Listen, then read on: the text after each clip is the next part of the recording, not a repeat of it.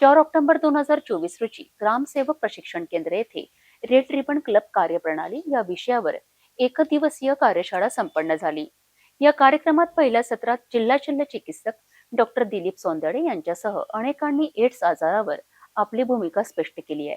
कार्यशाळेच्या दुसऱ्या सत्रात युवक युवती तसेच त्यांच्या समस्या आणि उपाय यावर डॉक्टर सुयोगा पानट यांनी सविस्तर मार्गदर्शन केले।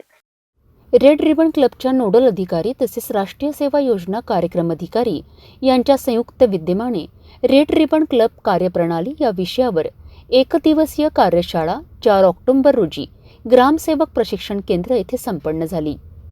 यावेळी आपल्या उद्घाटनपर मार्गदर्शनात डॉक्टर दिलीप सोंदडे यांनी राष्ट्रीय सेवा योजना अधिकारी यांची भूमिका विशद करताना नवीन युवक तयार करण्यामध्ये प्राध्यापकांची महत्त्वाची भूमिका असल्याचे सांगितलेत। या कार्यशाळेच्या उद्घाटन कार्यक्रम प्रसंगी प्रमुख पाहुणे म्हणून राष्ट्रीय सेवा योजना जिल्हा समन्वयक प्राध्यापक विशाल गजबिये, प्राध्यापक डॉक्टर मंदा नांदुरकर, डॉक्टर सुयोगा पानट, वरिष्ठ स्त्रीरोग तज्ज्ञ जिल्हा कार्यक्रम अधिकारी श्री अजय साखरे, जिल्हा पर्यवेक्षक प्रकाश शेगोकार हे मंचावर उपस्थित होते। या कार्यशाळेमध्ये अजय साखरे यांनी जिल्ह्यातील HIV परिस्थिती, एड्स आणि इतर आजार यावर आपले विचार मांडलेत, तर प्राध्यापक डॉक्टर मंदा नांदुरकर यांनी रेड रिबन क्लब कार्यप्रणालीबद्दल मार्गदर्शन केलेत। कार्यशाळेच्या दुसऱ्या सत्रात युवक युवती तसेच त्यांच्या समस्या आणि उपाय यावर डॉक्टर सुयोगा पानट यांनी सविस्तर मार्गदर्शन केलेत।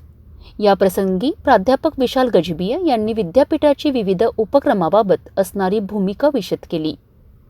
या कार्यशाळेला तज्ज्ञ मार्गदर्शक म्हणून प्राध्यापक डॉक्टर मंदा नांदुरकर, डॉक्टर सुयोगा पानट, अजय साखरे यांनी आपले कार्य पार पाडलेत।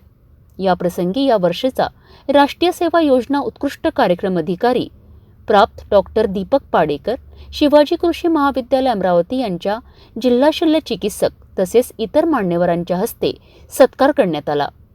कार्यक्रमाचे प्रास्ताविक अजय साखरे, संचालन अजय खेडकर, तर आभार प्रदर्शन प्रकाश शेगोकार यांनी केलेत।